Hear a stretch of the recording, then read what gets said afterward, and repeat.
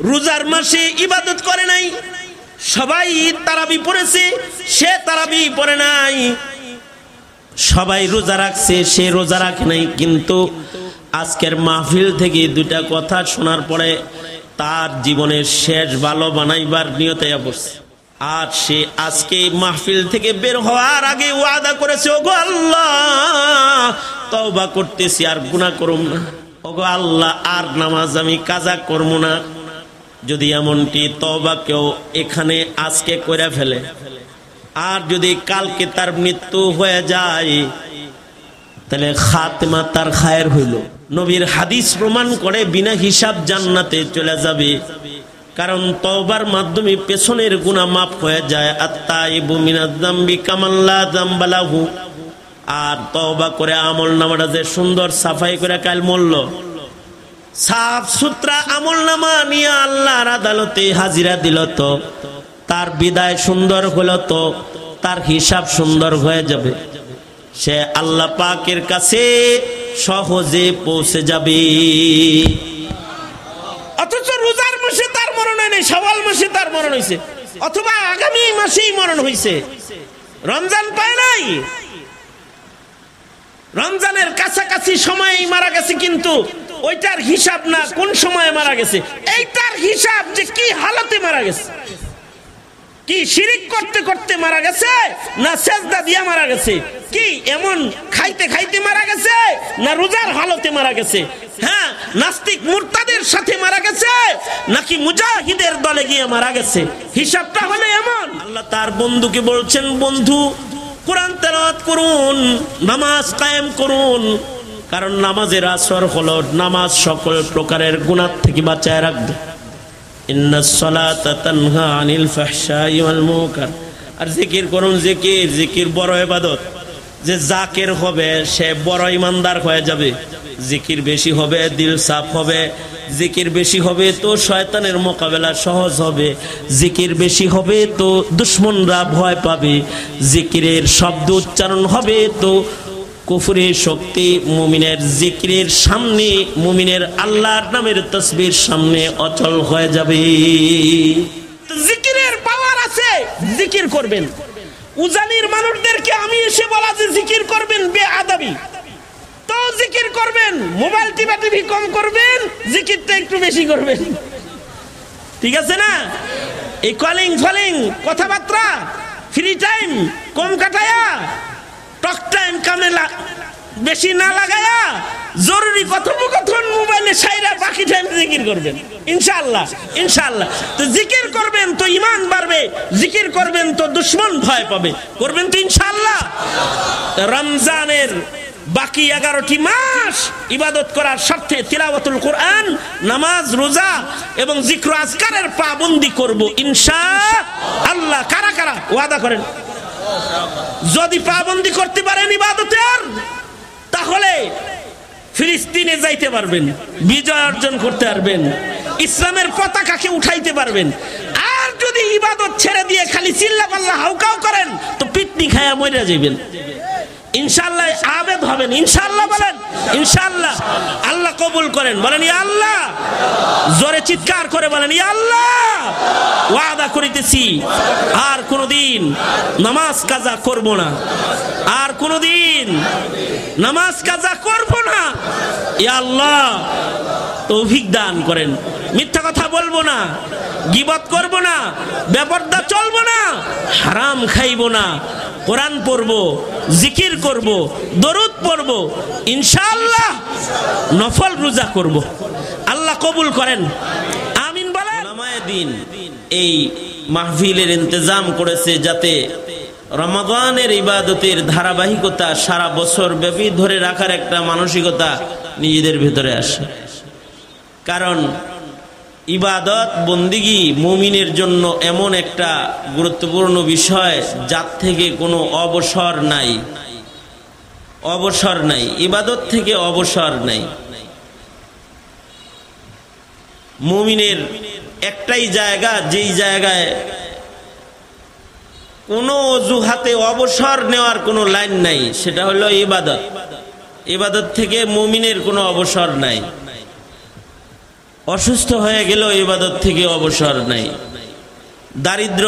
দরিদ্রতার ছবলে পড়ল ইবাদত থেকে অবসর নাই, যুদ্ধ লেগে গেল যুদ্ধের ময়দানেও ইবাদত থেকে অবসর নাই, বিছানায় শুয়ে পড়ল ইবাদত থেকে অবসর নাই। ইবাদত থেকে অবসর গ্রহণ করার একমাত্র স্টেজ হলো মৌত। কেউ যদি মরে যায় তখন তার ইবাদত থেকে অবসর মিলে যায়। মরার আগ পর্যন্ত ইবাদত বন্দিগির থেকে অবসর নাই। ঈদের চাঁদ উঠছে আর ইবাদত বন্দিগির থেকে যারা অবসর গ্রহণ করছে তাদের ইবাদত বন্দিগুলা কৃত ইবাদতকে তারা নষ্ট করেছে। ইবাদত থেকে কোনো অবসর নাই, ইবাদত তো হারদম করবে, মওত পর্যন্ত ইবাদত করবে। ওয়াবুদ রাব্বাকা হাত্তা ইয়াতিয়াকাল ইয়াকিন, ওয়াবুদ রাব্বাকা হাত্তা ইয়াতিয়াকাল ইয়াকিন। আল্লাহ বলেন যে তুমি তোমার রবের ইবাদত করো মৃত্যু পর্যন্ত, মৃত্যু আসার আগ পর্যন্ত ইবাদত রানিং থাকবে। এর থেকে অবসর গ্রহণের কোনো সুযোগ মৌকা আমাদের নাই। রমজান মাসে তো ইবাদত হয়েছে, ইমানি শক্তি ভালো ছিল, সারা বছর যেন ইমানি শক্তিটা ভালো থাকে এর জন্য সারা বছরই কিছু নওয়াফেল ইবাদত বন্দিগির সিলসিলা আল্লাহর রাসূল শিখায়া গেছেন। রোজার মাস গেছে, শাওয়াল আসছে, তো আল্লাহর রাসূল বলেন কি শাওয়াল আসছে দেখা রোজা ভুলা যেও না, 6টা রোজা রাখো, সারা বছর রোজা রাখার সওয়াব হবে। সরকার বলেন ক্বালা রাসূলুল্লাহ সাল্লাল্লাহু আলাইহি ওয়াসাল্লাম মান সামা সিত্তাম মিন শাওয়াল কানা কাসিয়ামিদ দাহর।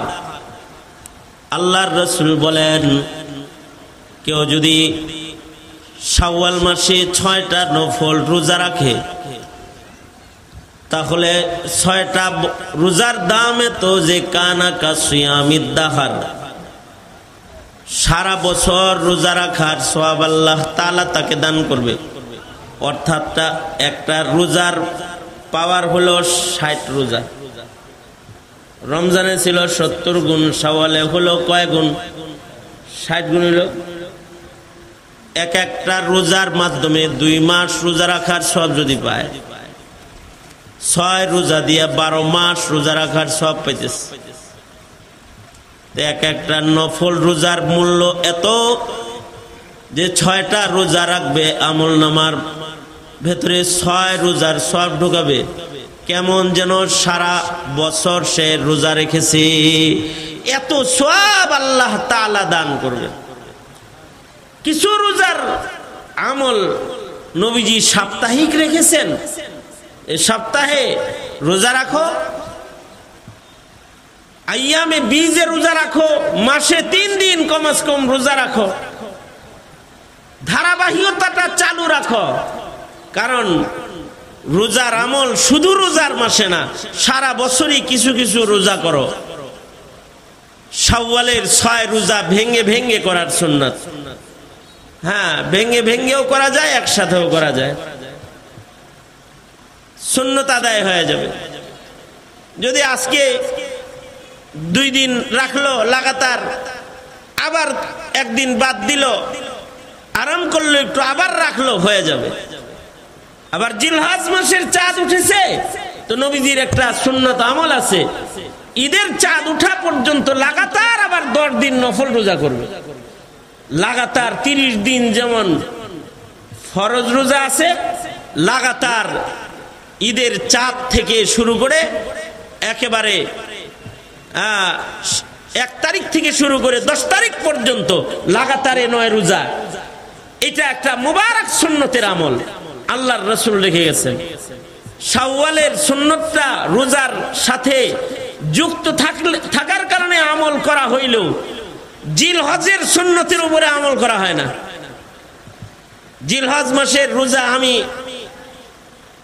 ওই লম্বা সময় চেষ্টা করছি 9 দিন রাখার, নফল রোজা তো ভাঙ্গা হয়েই যায়, কিন্তু এই সুন্নতটার আমল আলহামদুলিল্লাহ জেলখানায় হয়ে গেছে। জেলখানায় যখন আমরা যখন এই জিলহজের চাঁদ উঠলো, তো আমরা সকলে মিলে পরামর্শ করলাম যে বাইরে থাকতে তো কোনো বছরই শুরু করে এই 9 রোজা শেষ করতাম, পারছি না। 3টা রাইখা পরে নফলি তো খায়ালাই কয়টা, তো পরে একটা ভাঙ্গা হয়ে গেছে। জেলখানায় যেহেতু আছি, তো ইহতিমামের সাথে আমরা এই সুন্নতের আমলটা করে ফেলি। জেলখানায় ওই নফলের এই সুন্নতের আমল আল্লাহ তাআলা করার তৌফিক দান করছে। যাই হোক, সেটা হলো আল্লাহর রাসূল প্রতি মাসেই বলে যে আইয়ামে বীজে রোজা রাখো, 13, 14, 15 রোজা রাখো, আমল করো। কারণ রোজা রাখলে তো রোজার উপকার হলো রোজা মানুষকে মুত্তাকি বানায়। কারণ রোজা মানুষ আল্লাহর জন্য করে। রোজা একমাত্র ইবাদত যার ভেতরে রিয়া কেউ প্রবেশ করায় নাই, কিয়ামত পর্যন্ত এর ভেতরে কেউ রিয়া প্রবেশ করাইতে পারবে না। রোজা মানুষ আল্লাহর জন্য রেখেছে, আল্লাহর জন্যই রাখবে।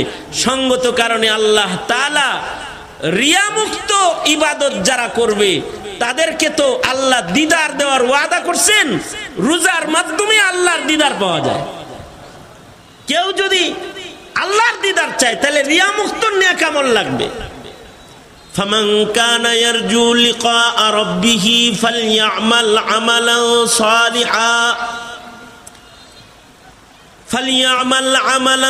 সালিহান ওয়ালা ইউশরিক বিইবাদাতি রাব্বিহি আহাদা।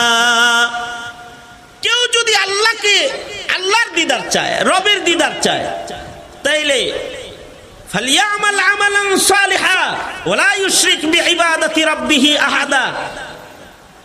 এখানে শিরক হলো শিরকে খাফি। কোন নেক আমল দিয়া রিয়া, লোক দেখানি, মানুষের জন্য কোন নেক আমল করবে না। মানুষের জন্য কোন নেক আমল করবে না। নেক আমল করবে, নেক আমল করতে গিয়ে রিয়া নিজের দিলের ভেতরে আনবে না। লোক দেখানোর জন্য নেক আমল করবে না। লোক দেখানোর জন্য যে নেক আমল করবে, লোক দেখানো ছাড়া একটা মাত্র আমল আছে যেটার ভেতরে রিয়া ঢুকানো যায় না, তার নাম হলো রোজা। তো এটা তো মাসব্যাপী করলাম, এখন ছেড়ে দিলাম একেবারে, তাহলে তো আমলটাই ছুটে গেল না। সপ্তাহে রোজা রাখা, আইয়ামে বীজে রোজা রাখা, সুন্নত যে সকল রোজাগুলো আমাদের সামনে মাসে এসে যায়, মুহররমের রোজা আছে, এগুলোকে রাখতে থাকা। রাখলে কি লাভ হবে? ওই যে তাকওয়ার লাভ, এই রোজার মাধ্যমেও আল্লাহ তাআলা দান করবে। আমাদের সাহাবায়ে কেরাম রিজওয়ানুল্লাহি আলাইহিম আজমাইনদের ভেতরে এমনও মানুষ ছিল যারা সারা বছর ইহতিমামের সাথে রোজা রাখছে। যেমন আব্দুল্লাহ ইবনে আমর ইবনুল আস রাদিয়াল্লাহু আনহুমা, নবীজির এক আশ্চর্য সাহাবী। এই সাহাবী নবীজির কাছে ইজাজত লইয়া ডেইলি রোজা রাখার অনুমতি চাইছে, যে আমি সারা বছর 12 মাস রোজা রাখার অনুমতি চাই। কারণ সাহাবীরা তো আমলের লাইনে অগ্রসর ছিলেন বেশি, আমলের লাইনে ওনারা আগানো ছিলেন। ওনারা নেক আমল বেশি করার জন্য ইজাজত চাইতেন আল্লাহর রাসূলের কাছে। কোন সাহাবী তো যায় বলছে, আল্লাহর নবী আমি খাসি হয়ে যাই, জীবনে বিয়ে করতাম না, খালি ইবাদত করব। কোন সাহাবী যায় বলে আমি সারা বছর রোজা রাখতে চাই, আর সারা রাতের ঘুম নিজের জন্য হারাম বানাইতে চাই, প্রতিদিন সারা রাত জেগে আমি নামাজ পড়ব। কেউ যায় বলে, ওগো আল্লাহর নবী আমি নিজের পুরুষাঙ্গকে নষ্ট করে ফেলতে চাই, পুরুষত্বকে নষ্ট করতে চাই, খাসি হয়ে যেতে চাই, যেন কোনো নারীর লোভ কখনো দিলে না আসে। এই যে সাহাবীদের এই আবদার গুলা, আল্লাহর রাসূল তো সবাইকে ধমকি দিচ্ছেন, হ্যাঁ যাও, দেহের হক আছে, হক আদায় করো, বিবির হক আছে, হক আদায় করো। অর্থাৎ বিয়ে করবা, বিয়ে আমার সুন্নাত, সুন্নতের আমল করলে আমার সাথে জান্নাতে থাকবে। নিকাহু মিন সুন্নতি ফামান রাগিবা আন সুন্নতি ফালাইসা মিন্নি। যাও বিয়ে করো। সারা রাত নামাজ পড়ো না, সারা রাত নামাজ পড়তে হবে না, সারা বছর রোজা রাখতে হবে না, তোমার দেহেরও একটা হক আছে, এই হক আদায় করো। অথচ তাদের জজবা হলো যে সারা বছর তারা রোজা রাখবে। হযরত আমর ইবনুল আস রাদিয়াল্লাহু আনহু নিজের সন্তানকে বিয়ে করাইলেন।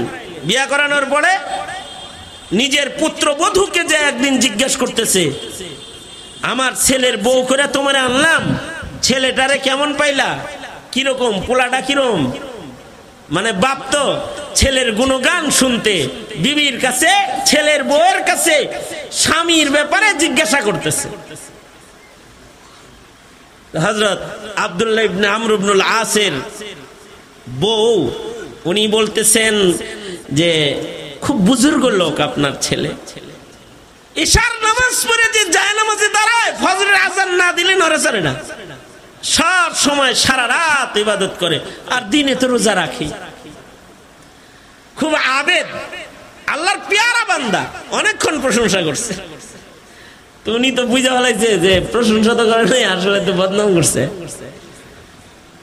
উনি যা নবীজির কাছে যা বলতেছে, আল্লাহর নবী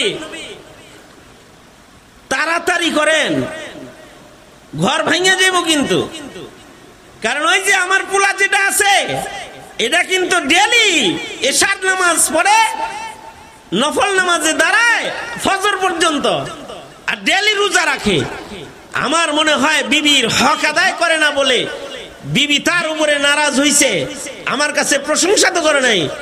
এটা মাদাহ বা সূরাতে জাম, মানে এই প্রশংসা করছে, কিন্তু আসলে এমন প্রশংসা যার ভেতরে দোষ লুকায় রইছে। আমার তো মনে হয় যে আস্ত একটা বদনাম করে গেছে। নবীজি কয় ঠিকই আছে, হ্যাঁ ঠিকই আছে। আল্লাহর রাসূল সাল্লাল্লাহু আলাইহি ওয়াসাল্লাম সাহাবীদের কোনো সমস্যা শুনলে তাড়াতাড়ি মসজিদ থেকে দৌড় দিতেন। একবার মসজিদে কুবা থেকে আল্লাহর রাসূলের কাছে রিপোর্ট আসলো যে মসজিদে কুবায় দুই দলে লাগছে ঝগড়া। আল্লাহর রাসূল সাল্লাল্লাহু আলাইহি ওয়াসাল্লাম, আমাদের দেশে নিয়ম হলো ঝগড়া লাগলে যদি কয় এই এই যাও না, ওই বাড়িতে ঝগড়া লাগছে, কয় আর একটু লাগবার দে পরে যাই, এটা বলে, তাই না? আরেকটু লাগুক তারপরে যাই। আল্লাহর রাসূলের কাছে যদি এমন কোনো খবর আসতো যে দুই দলে লাগছে, তো আল্লাহর রাসূল একদিন খবর পেলেন যে মসজিদে কুবায় দুই দলে ঝগড়া লাগছে। হাবিবে কিবরিয়া মুহাম্মদুর রাসূলুল্লাহ সাল্লাল্লাহু আলাইহি ওয়াসাল্লাম বিলাল কি বললেন, বিলাল আমি কুবায় গেলাম, আমার সাহাবীদের দুই দলের ভিতরে ঝামেলা লাগছে, এটা সমাধান না হওয়া পর্যন্ত কিন্তু আমি আসবো না।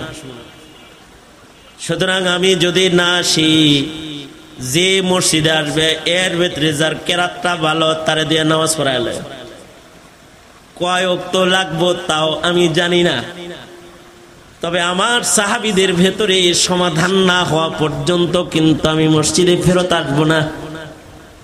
আল্লাহর রাসূল সাল্লাল্লাহু আলাইহি ওয়াসাল্লাম সাহাবায়ে কেরামের কোনো সমস্যা শুনলেই ভাবে বাইরে হয়ে যেতেন।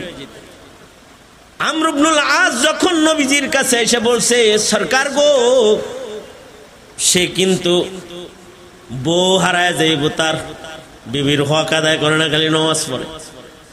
আল্লাহর রাসূল সাল্লাল্লাহু আলাইহি ওয়াসাল্লাম চুপি চুপি তাড়াতাড়ি করে বের হয়ে হযরত আব্দুল্লাহ ইবনে আমর ইবনুল আসের বাড়িতে চলে গেছেন। যায় এটা কয় নাই, এই তোর বাপে কইছে তুই নাকি বলে খালি নামাজ পড়স, বউর হক আদায় করস না, লাঠি দেখছস, এটা বলে নাই। কিন্তু যায় বলতেছেন কি, এই ইবাদত বন্দেগী করো তো ঠিক মতো। যখন কইছে ইবাদত বন্দেগী করনি ঠিক মতো, তখন তো ফুলছে, হ্যাঁ কোন কি, সারা রাত নামাজ পড়ি, সারা রাত নামাজে কোরআন পড়ি, ডেলি রোজা রাখি। আল্লাহর রাসূল সাল্লাল্লাহু আলাইহি ওয়াসাল্লাম বললেন, কয় পারা পড়ো? প্রায় খতম করার চেষ্টা করি, ডেলি রাত্রে এক খতম শেষ করার লেগে চেষ্টা করি। তো আল্লাহর রাসূল সাল্লাল্লাহু আলাইহি ওয়াসাল্লাম বললেন, না, 30 দিনে এক খতম করবা, অর্থাৎ এক এক দিন এক পারা কোরআন শরীফ পড়বা নফল নামাজ, এর বেশি পড়তে পারবা না। সাহাবী বলে না, এগুলোতে আমার হবে না, এত কম বন্দিগিতে আমার দিল ঠান্ডা হয় না। সুবহানাল্লাহ, আগামীকালকে বললেন, বাড়িতে যায় বললেন, এত কম বন্দিগিতে আমার দিল ঠান্ডা হয় না, আমাকে আরেকটু বাড়া দেন। আল্লাহর রাসূল সাল্লাল্লাহু আলাইহি ওয়াসাল্লাম বললেন, ঠিক আছে তাহলে 10 দিনে খতম করো, অর্থাৎ ডেলি 3 পারা অনুমতি দিলাম। তাও হবে না, এটাও হয় না, কম হয়ে যায়। আল্লাহর রাসূল সাল্লাল্লাহু আলাইহি ওয়াসাল্লাম সাহাবীর ইবাদতের জজবা দেখে বললেন, ঠিক আছে যাও 3 দিনে এক খতম করো, অর্থাৎ ডেলি 10 পারা পড়ো। সাহাবী কয় এ চলবো না। আল্লাহর রাসূল তখন দিছে ধমকি, ওয়ালি আহলিকা আলাইকা হাক্কুন ওয়ালি জাসাদিকা আলাইকা হাক্কুন। খালি নামাজ পড়তে চাও, বিবির হক আদায় করবে না, ভদ্রলোকের মতো ঘরে বললো হয়ে থাকবি বেটা। নবীজি এক ধমকি দিছে পরে, এমনকি ডেলি রোজা রাখে।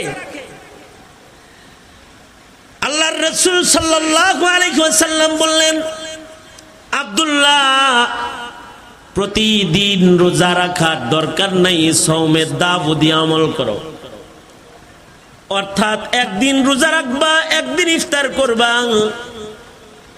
আব্দুল্লাহ ইবনে আমর ইবনুল আস বলে, সরকার না, আমি শক্তিশালী পাহলোয়ান মানুষ, আমি রোজা আমার দেহে মানায়, কারণ আমি বড় পাহলোয়ান। তিলাওয়াত কমাইছেন, বল্লকে শোয়াইছেন, নফল নামাজ কমাইছেন, রোজাটা কমায়েন না। কম আজ কম প্রতিদিন আমাকে রোজা রাখার অনুমতি দান করেন। বদরুদ্দিন আইনি বলে, সরকার অনুমতি দিয়ে দিছে, আল্লাহর রাসূল অনুমতি দিয়ে দিছেন। 79 বছর বয়স হয়ে গেছে, তখনও পর্যন্ত প্রতিদিন তিনি রোজা রাখতেন। বৃদ্ধ বয়সে ডাক্তার এসে বললেন, আমর ইবনুল আস, আব্দুল্লাহ ইবনে আমর ইবনুল আস কে বলে বুড়া হয়ে গেছেন, এখন ডেলি রোজা রাখার দরকার নাই। উনি বললেন, নবীর কাছ থেকে যে প্রেসক্রিপশনটা পাশ করে তারপরে আমল শুরু করছে। আল্লাহর রাসূলের কাছ থেকে ইজাজত লইয়া আমি নফল রোজার আমল শুরু করছি, এটা নবীর কাছ থেকে পাশ করানো। জান যাইতে পারে, নবীর সিগনেচারের দস্তখত আছে, অনুমতির দস্তখত আমার আছে, আমল আমি ছাড়তে পারি না। বদরুদ্দিন আইনি বলে, যেদিন আব্দুল্লাহ ইবনে আমর ইবনুল আস ইন্তেকাল করেছেন, সেদিনও রোজার হালতে ছিলেন, রোজার অবস্থায় তিনি আল্লাহর কাছে চলে গেছেন। সারা বছর রোজা রাখার অনুমতি চাইছে। আমাদের জন্য সপ্তাহে 2 দিন মুশকিল হয়ে যায়, অথবা আইয়ামে বীজে মুশকিল হয়ে যায়, অথবা শাওয়ালের 6 রোজাও আমাদের জন্য মুশকিল হয়ে যায়। সাহাবায়ে কেরাম রিজওয়ানুল্লাহি আলাইহিম আজমাইন, ওনারা হক আদায় করে আমল করছেন, কারণ ওনারা মওত পর্যন্তই আমল করছেন। যে আমল যে করছেন, কামাল সাহাবায়ে কেরামের হায়াতের, এটা এক আজব কামাল সাহাবীর হায়াতের। যার কাছে যে আমল বেশি পছন্দের, সে সেই আমল করতে করতে মইরাও গেছে। যেমন হযরত উসমান রাদিয়াল্লাহু আনহু, ওনার পছন্দনীয় 3 আমলের ভেতরে, 3 জিনিসের ভেতরে হযরত উসমানের একটা পছন্দ হলো তিলাওয়াতুল কোরআন। এটা ওনার পছন্দের 3 জিনিসের এক জিনিস, তিলাওয়াতুল কোরআন। এটা হযরত উসমানের পছন্দনীয় জিনিস। এত পছন্দনীয় হযরত উসমানের কাছে তিলাওয়াতুল কোরআন, যে হযরত উসমান 2 রাকাত নামাজে অহরহ কোরআনে কারীমকে খতম করতেন। কখনো কখনো হযরত উসমান এক রাকাত নামাজে আল্লাহর কোরআন পুরাটা খতম করেছেন। যারা এক রাকাত নামাজে কোরআন খতম করেছেন তাদের ভেতরে, সাহাবীদের ভেতরে হযরত উসমান ইবনে আফফান এক রাকাত নামাজে আল্লাহর কোরআন খতম করেছেন। হযরত তামিমে দারি রাদিয়াল্লাহু আনহু, যাকে হযরত ওমর 20 রাকাত তারাবির ইমাম বানিয়েছিলেন, তিনিও এক রাকাত নামাজে আল্লাহর কোরআন পুরাটা খতম করেছেন।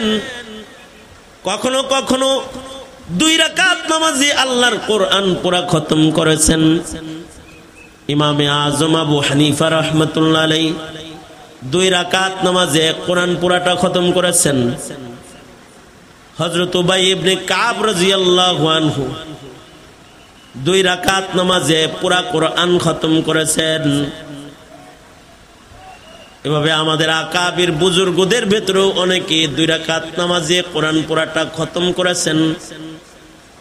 হযরত উসমান কোরআন খতম করতেন 2 রাকাত নামাজে, আল্লাহর কালাম পুরা খতম করতেন। কাতিবি ওহী, আল্লাহর কালামের আশিক, নিজের হাতে পৃথিবীর মাটিতে সর্বপ্রথম মাসহাফ যিনি প্রস্তুত করেছিলেন তিনি হলেন হযরত উসমান। স্বহস্তে তিনি আল্লাহর কোরআন নবীর ওসিয়ত মাফিক পারা 30 পারা কোরআন নিজের হাতে কলমবন্দ করেছেন। আজও মিউজিয়ামে, জাদুঘরে হযরত উসমানের লেখা কোরআন সংরক্ষিত রয়েছে। আশিকে কোরআন হযরত উসমান।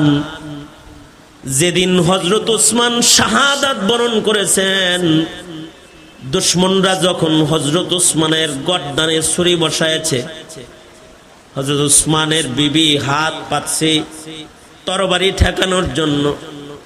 তরবারির আঘাতে 4টি আঙ্গুলি কেটে মাটিতে পড়ে গেছে। ধারালো তরবারি এমন ভাবে হযরত উসমানের গলায় মারছে, গর্দানের পরে ছুরি লেগে গেছে।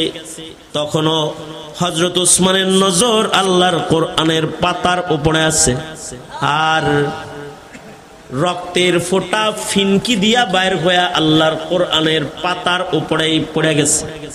অর্থাৎ আশিকে কোরআনের ইন্তেকাল, শাহাদাত আল্লাহর কোরআনের মাসহাফের পরেই হয়ে গেছে। এ কারণেই বুজুর্গরা বলেন, হাসরের কঠিন ময়দানে হযরত উসমানের শাহাদাতের সাক্ষ্য আল্লাহর কোরআন আল্লাহর আদালতে দাঁড়ায়া দিবে। হযরত উসমানের শাহাদাতের গওয়াহ দিবে কোরআন। কারণ কোরআন ইয়াশফাউ, সাওম ইয়াশফাউ, রোজা শাফাআতকারী, কোরআন শাফাআতকারী। এবং হযরত উসমানের শাহাদাত কোরআনের পাতার উপরে তিলাওয়াতরত হয়ে গেছে। আল্লাহু আকবার কবীরা। আমলের লজ্জত বেশি তো, কোরআনের তিলাওয়াতের লজ্জত বেশি তো, এই ইবাদতের ভিতরেই মৃত্যু হয়ে গেছে। যাদের ভেতরে জিকিরের লজ্জত বেশি তাদের জিকির করতে করতে মৃত্যু হয়ে গেছে। যাদের ভেতরে হাদিসের লজ্জত বেশি তারা হাদিস পড়তে পড়তে মৃত্যু হয়ে গেছে। আইম্মায়ে মুহাদ্দিসিন যারা, তাদের অনেকেই হাদিস পড়তে পড়তে মৃত্যু হয়ে গেছে। আবার ফকিহ যারা, তাদের মাসআলা পড়তে পড়তে মৃত্যু হয়ে গেছে। তালিম তাআল্লুমের আশিক ওনারা, সব সময় ছাত্র পড়াইতে মাসআলা বলতে পছন্দ করেন, তো মরণের সময় মাসআলা বলতে বলতেই মরে গেছে। কারণ একটি মাসআলা তো 1000 রাকাত নফল নামাজের চাইতে অনেক বেশি দামি। কি স্যার হইছেন কে বেবলার মতো? সুবহানাল্লাহ জোরে করে বলেন। একটা মাসআলার মূল্য, একটি মাসআলার সমাধান 1000 রাকাত নামাজের চাইতে বেশি মূল্যবান একটি মাসআলার সমাধান। একটা মাসআলা না জানার কারণে নামাজ হয় না। আজকে দাউদকান্দি বাজার মসজিদে আমি আসরের নামাজে দাঁড়াইলাম, ওযু করতে গিয়ে আমিও 1 রাকাত মাসবুক হইছি। আমার সাথে এক বুড়া চাচা টুপি মাথায়, এই দাড়ি, উনিও মাসবুক হয়েছে আমার লগে এক রাকাতে। এক রাকাত আমারও ছুটছে, এক রাকাত ওনারও ছুটছে, অর্থাৎ 4 রাকাতের আমিও 3 রাকাত পাইছি, চাচামিও কয় রাকাত পাইছে, উনিও 3 রাকাতই পাইছে। তা আমার লগে তো যে দাঁড়াইছে, আমি তো দাঁড়ায় রইছি, এর ভিতরে ইমাম সাহেব রুকু করার আগেই দেখি চাচা রুকু করছে। আমি বললাম হ্যাঁ হ্যাঁ, কার লগে দাঁড়াইলাম? উনি কি আসর পরে না অন্য কিছু পরে? ওই আল্লাহ, এই রুকু দিয়া আবার ইশারায় 2 সেজদা দিয়ে আবার দাঁড়ায় রইছে। আমি তো তখন বুঝছি যেই রাকাত ছুটছে এটার আগেই মানে উড়ে লইতেছে, মানে 1 রাকাত ছুটছে লইতেছে, আগেই পড়ে ফেলাইতেছে, পয়রা তারপরে দাঁড়ায় গেছে। সাথে সাথে আমার সাথে বাকি 3 রাকাতও বললো। কিন্তু আমার বদকিসমতি যে এই মাসালার জন্য আমি তাকে ধরতেও পারলাম না, সে বেরিয়ে সালাম ফিরায় তো গেছে গা, ততক্ষণে তো আমি আর 1 রাকাত বাকি আছে, পড়তে পড়তে তাকায় তো গায়ে দেখি চাচা আর নাই। এই একটা মাসালার কারণে তার জিন্দেগির কত নামাজ নষ্ট হবে, একটা মাসালার কারণে। এ কারণে একটি মাসালার মূল্য 1000 রাকাত নামাজের চাইতে বেশি দামি। এই কারণে একটা মৌলবীর মূল্য গোটা এলাকার সাধারণের চাইতে অনেক বেশি দামি। এই কারণেই সাধারণের রাত জেগে ইবাদতের চাইতেও একজন আলেমে দ্বীন ফকিহ যার মাসআলা জানা আছে তার ঘুমের মূল্য বেশি, তার ঘুম দামি। এই কারণেই মাসআলার তো অনেক দাম। তো মাসআলার আশিক তো মরার আগ দিয়েও মাসআলা বর্ণনা করতেছে। হেদায়ের হাসিয়াতেও আছে হযরত ইমামে আবু ইউসুফ রহমতুল্লাহি আলাইহি, উনি মৃত্যুর আগ দিয়েও মাসআলা বলতে বলতে মরে গেছে। মৃত্যুর আগ দিয়া কঙ্করের মাসআলা বলতে বলতে ইন্তেকাল করছে। কঙ্কর কেমনে মারবে এটা বলতে বলতে ইন্তেকাল করছে। মাসআলা বলতে বলতে ইন্তেকাল করলেন, অর্থাৎ একটা মাসআলা শিখাইতে শিখাইতে ইন্তেকাল করতেছেন। উদ্দেশ্য হলো যে মরার আগেও যদি আল্লাহর কোন বান্দাকে একটি মাসআলাও শিখায় দিতে পারি, তাও তো 1000 রাকাতের চাইতে দামি জিনিস শিখায় পেয়ে গেলাম। যার কাছে যে আমল পছন্দ সে আমল করতে করতে মইরা যায়, যার মরণটা ভালো হয়ে যায়, যার খাতেমাটা সুন্দর হয়ে যায়, সে আল্লাহর কাছে দামি বান্দা হয়ে যায়। 100 গুনাহ, 100 খুনের গুনাহ করার পরেও খাতেমা সুন্দর। বুখারী প্রমাণ করেছে আল্লাহ তাআলার কাছ থেকে সে মাগফিরাত পেয়ে গেছে। সারা রমজান ইবাদত করেছে, শাওয়ালে এসে নামাজ ছাড়ছে, ঠিক বেনামাজি অবস্থায় মরে গেছে। রোজার মাসের ইবাদতের অবমূল্যায়ন হয়ে গেছে। মুমকিন হতে পারে এমন রোজার মাসে ইবাদত করে নাই, সবাই তারাবি পড়েছে, সে তারাবি পড়ে নাই। সবাই রোজা রাখছে, সে রোজা রাখে নাই। কিন্তু আজকের মাহফিল থেকে 2টা কথা শোনার পরে তার জীবনের শেষ ভালো বানাইবার নিয়তে পড়ছে। আর সে আজকে মাহফিল থেকে বের হওয়ার আগে ওয়াদা করেছে, ওগো আল্লাহ তওবা করতেছি, আর গুনাহ করব না। ওগো আল্লাহ আর নামাজ আমি কাজা করব না। যদি এমনটি তওবা কেউ এখানে আজকে কইরা ফেলে, আর যদি কালকে তার মৃত্যু হয়ে যায়, তাহলে খাতেমা তার খায়ের হইল। নবীর হাদিস প্রমাণ করে বিনা হিসাব জান্নাতে চলে যাবে। কারণ তওবার মাধ্যমে পেছনের গুনাহ মাফ হয়ে যায়। আত-তাইবু মিনাজ যামবি কামান লা যামবা লাহু। আর তওবা করে আমলনামাটা যে সুন্দর সাফাই করে কাল মূল্য সাফ সুতরা আমলনামা নিয়ে আল্লাহর আদালতে হাজিরা দিল, তো তার বিদায় সুন্দর হলো, তো তার হিসাব সুন্দর হয়ে যাবে। সে আল্লাহ পাকের কাছে সহজে পৌঁছে যাবে। অথচ রোজার মাসে তার মরণ হয় নাই, শাওয়াল মাসে তার মরণ হয়েছে, অথবা আগামী মাসেই মরণ হয়েছে। রমজান পায় নাই, রমজানের কাছাকাছি সময়ে মারা গেছে, কিন্তু ওইটার হিসাব না কোন সময়ে মারা গেছে, এইটার হিসাব যে কি হালতে মারা গেছে। কি শিরিক করতে করতে মারা গেছে না সেজদা দিয়ে মারা গেছে? কি এমন খাইতে খাইতে মারা গেছে না রোজার হালতে মারা গেছে? হ্যাঁ, নাস্তিক মুরতাদের সাথে মারা গেছে নাকি মুজাহিদের দলে গিয়ে মারা গেছে? হিসাবটা হলো এমন। জালিম হিসাবে মারা গেছে না মাজলুম হিসাবে মারা গেছে? হিসাবটা হলো এমন। খায়বারের যুদ্ধে আল্লাহর রাসূল সাল্লাল্লাহু আলাইহি ওয়াসাল্লামের কাছে এক রাখাল, চারওয়া রাখাল আসছে। আয়েশা বলে, আল্লাহর নবী, ওগো আল্লাহর নবী, আমি যদি কালেমা পড়ি আমার লাভ কি?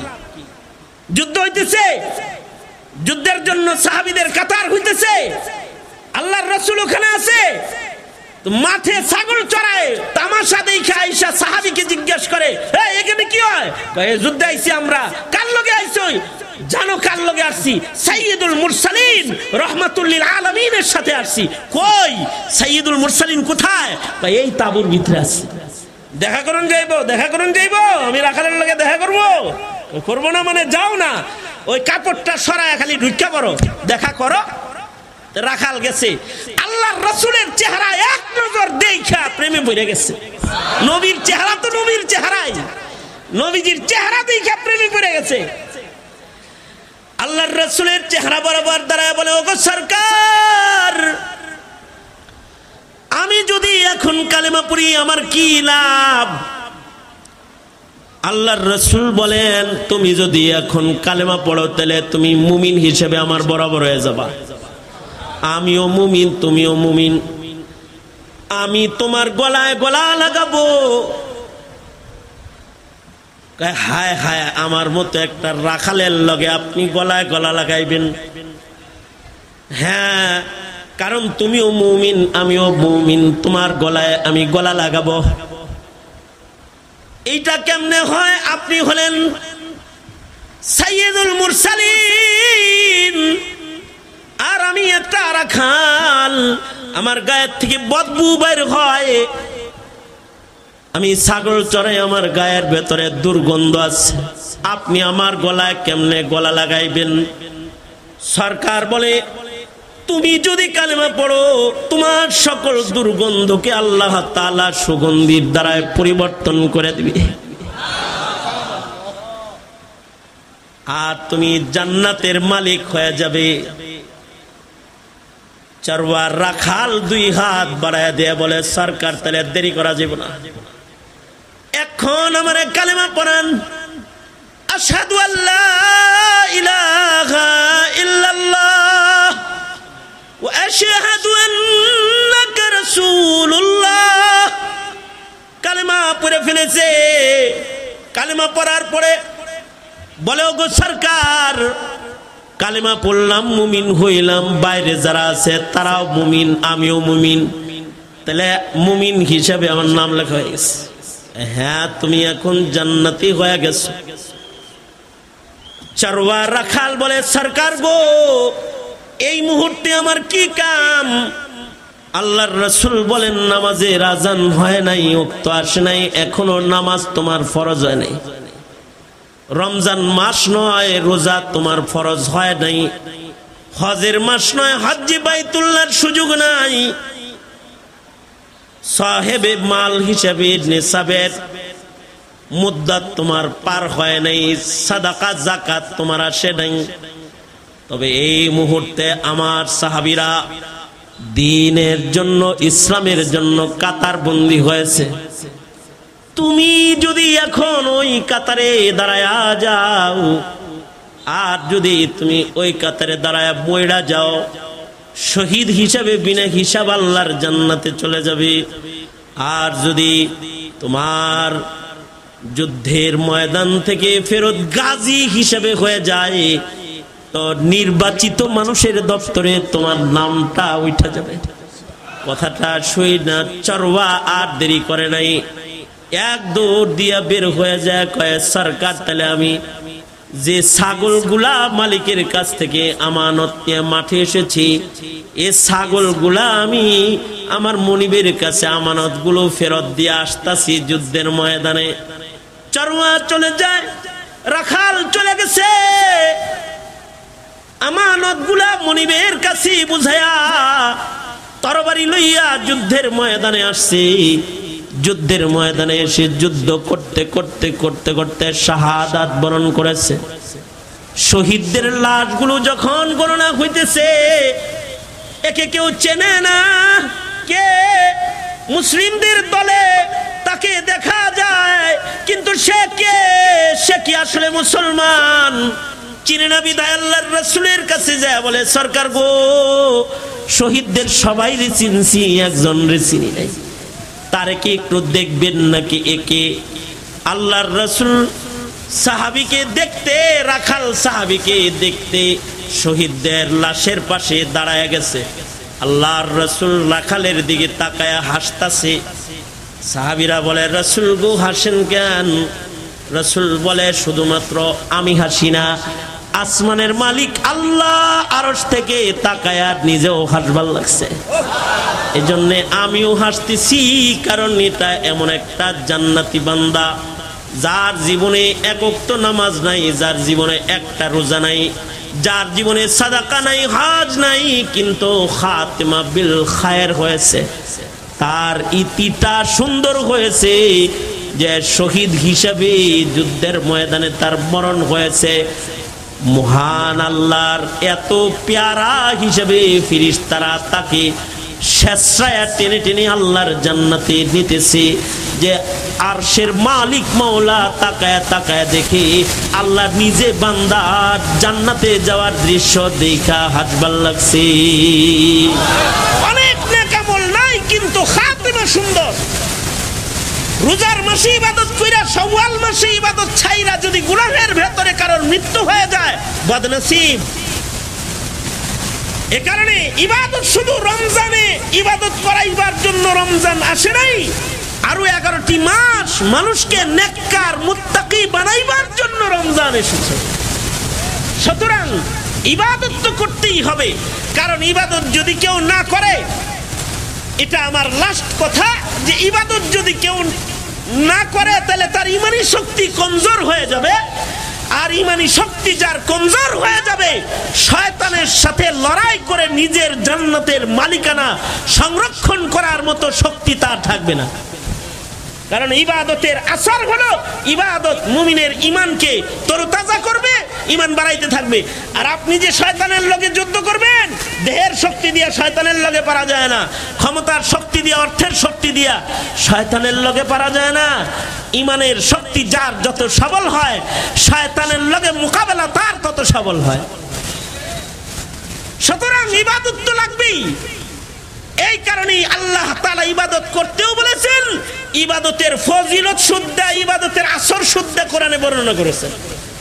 আল্লাহ তাআলা বলেন, উতলু মা উহিয়া ইলাইকা মিনাল কিতাব, উতলু মা উহিয়া ইলাইকা মিনাল কিতাবি ওয়া আকিমিস সালাহ, ইন্নাস সালাতা তানহা আনিল ফাহশাই ওয়াল মুনকার ওয়ালাযিকরুল্লাহি আকবার ওয়াল্লাহু ইয়ালামু মা তাসনাউন। আল্লাহ তার বন্ধুকে বলছেন, বন্ধু কোরআন তেলাওয়াত করুন, নামাজ কায়েম করুন, কারণ নামাজের আসর হলো নামাজ সকল প্রকারের গুনাহ থেকে বাঁচায় রাখবে। ইন্নাস সালাতা তানহা আনিল ফাহশাই ওয়াল মুনকার।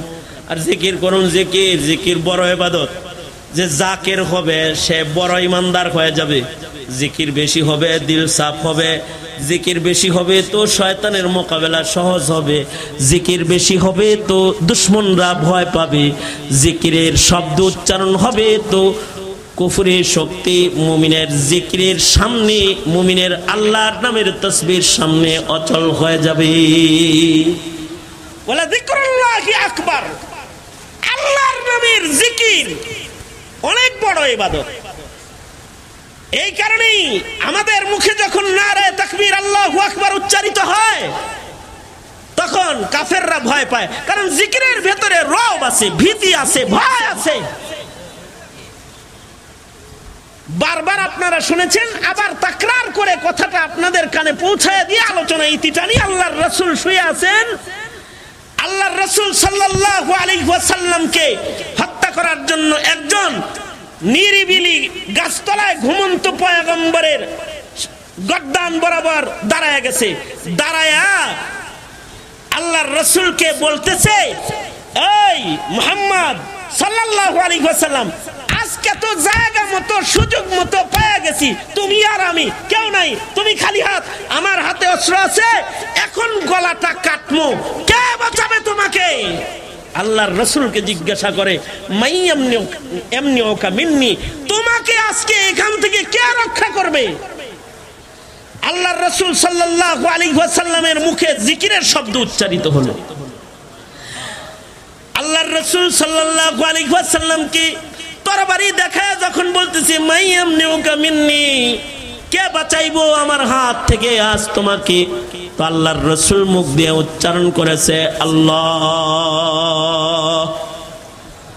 যখনই আল্লাহ শব্দ উচ্চারণ করেছে, ইহুদির শরীরে কম্পন এসে গেছে, হাতের তরবারি খুললাম মাটিতে পড়ে গেছে।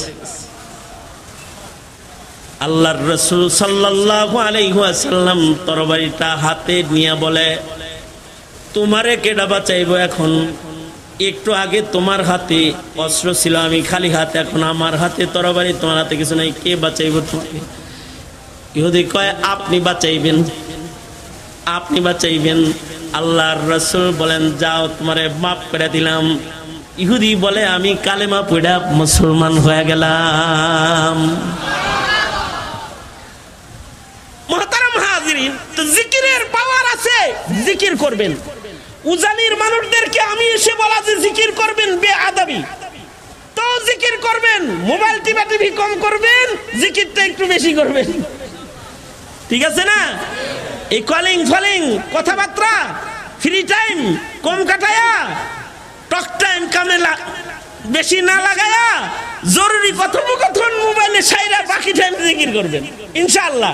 ইনশাআল্লাহ তো জিকির করবেন তো ঈমান বাড়বে, জিকির করবেন তো দুশমন ভয় পাবে, করবেন তো ইনশাআল্লাহ। রমজানের বাকি 11টি মাস ইবাদত করার স্বার্থে তিলাওয়াতুল কোরআন, নামাজ, রোজা এবং জিক্র আজকারের পাবন্দি করব ইনশাআল্লাহ। কারা কারা ওয়াদা করেন? যদি পাবন্দি করতে পারেন ইবাদতের, তাহলে ফিলিস্তিনে যাইতে পারবেন, বিজয় অর্জন করতে পারবেন, ইসলামের পতাকাকে উঠাইতে পারবেন। আর যদি ইবাদত ছেড়ে দিয়ে খালি চিল্লা পাল্লা হাউকাউ করেন, তো পিটনি খায়া মরে যাবেন। ইনশাআল্লাহ আবেদ হবেন, ইনশাআল্লাহ বলেন, ইনশাআল্লাহ। আল্লাহ কবুল করেন, বলেন ইয়া আল্লাহ। জোরে চিৎকার করে বলেন ইয়া আল্লাহ। ওয়াদা করিতেছি আর কোনদিন নামাজ কাজা করব না, আর কোনদিন নামাজ কাজা করব না। ইয়া আল্লাহ তৌফিক দান করেন।